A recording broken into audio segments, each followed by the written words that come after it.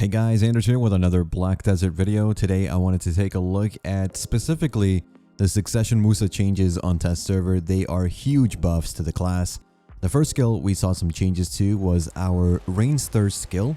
That's our PA skill. You can now use this skill to cancel from pretty much any other skill you couldn't before. So Cloudrise being one of them. This is important because Cloudrise, really good skill, but it does root you in place. So if you are in a group or you're taking damage because they see you're just casting Cloudrise, you can cancel into Rain's Thirst, take that damage, and then counter with the skill's effect. That's the idea anyway. The second change to Rain's Thirst is that it no longer is affected by movement or cast speed buffs and debuffs.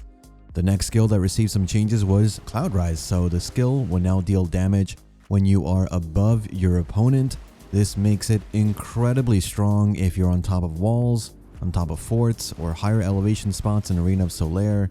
Mostly a PvP buff, of course, but there are some instances where your skill would not deal any damage on slight inclines while you were grinding, so it's a good change overall for both PvP and PvE. The next skill is one of our crossover skills, Inkwrath. Our crossover skills, sadly, not that good right now, but this is what they're trying to address. It is now a C input skill instead of S plus C or down plus C, making it easier to use, and its animation speed has been increased, so you can also link it with practically any other skill. So Inkwrath has gone from almost useless to pretty much a no-brainer to include in your rotation for filler protected damage. Now, speaking of damage, there was a nerf to the skill. Because of this faster animation, we now have a 30% damage nerf in PvE, but no change to the amount of damage it does in PvP. And now the damage decrease may seem pretty large, and it is, but in reality, the skill before this change was too clunky to even use, and now at least it is quick enough that you can use it freely for some added damage, so a great change for this crossover skill overall. Next up, we have our other crossover skill, Flurry. The skill now has a faster animation speed on the first two attacks, and it can now be cancelled into the third attack by using several other skills. This allows you to use something like Inkstroke, an amazing skill for Woosa, into Flurry for some quick damage, a really good change. The next skill that got changed was Tigerfly, a really good skill for us as well. It can now be used after the last animation of Butterfly Step, which was weird that we couldn't do that before, but now we can. This alone is a huge deal in PvP, and in some PvE cases, you can now Butterfly Step into an opponent, then Tigerfly behind them while being completely protected. Gives you more options and engages. For PvE, it does allow you to go that extra distance by using Tigerfly if you're grinding in more spread out areas. Now, the next skill to get buffed is Spring Blossom. Spring Blossom Rabomb is my preferred utility Rabomb right now. This is going to give you HP recovery for 30 seconds now instead of 20 seconds, which we currently have on live servers. This allows you to use it before going into a group PvP situation that you know will lead to Woosa taking some damage. This way you can either engage with the added duration of that HP recovery or use it as a stall to gain your health back. In PvE, the skill isn't very useful in my experience since the animation is a little on the slow side. Now, Inkstroke Rabomb is the next skill to get buffs, and this is a huge one.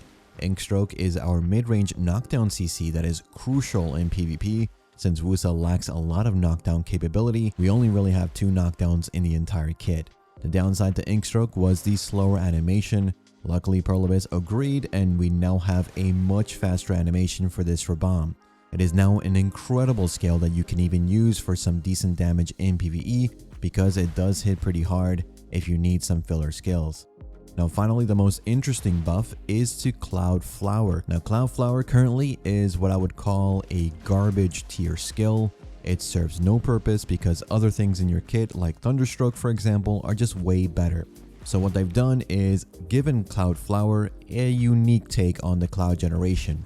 When you use Cloudflower, you're going to spawn 2 clouds instead of 1 over your target. They are side by side, so the area coverage is pretty damn good. My only complaint, while I love this change, it's really good, but the animation is still very slow on the cast. At least now it is unique enough to give you some setup in PvP, a reason to use it in some scenarios, but for PvE it remains pretty useless in my honest opinion. So those are the Succession Woosa buffs we saw today on test server. I am very happy with these changes. really good overall. Right now, Succession Woosa is an S tier grinder, one of the best in the game. I'd say maybe mid tier in PvP, a little worse than that in duels. I don't think she really needs to be as good in PvP as she is in PvE, but these changes for sure are going to help us in all forms of PvP. So no matter what kind of player you are, as long as you're a Succession Woosa player right now, you're going to be very happy with these changes next week. Now remember, Woosa's twin Maegu is coming very soon. We will of course take a look at Maegu when she releases, but for now, let me know what you think about these changes to Woosa in the comments. Some other classes also received some pretty major buffs as well, so I'm going to be going over them in a separate video. So for now, thanks for watching, thanks for listening. I'll see you all in the next one. Take care.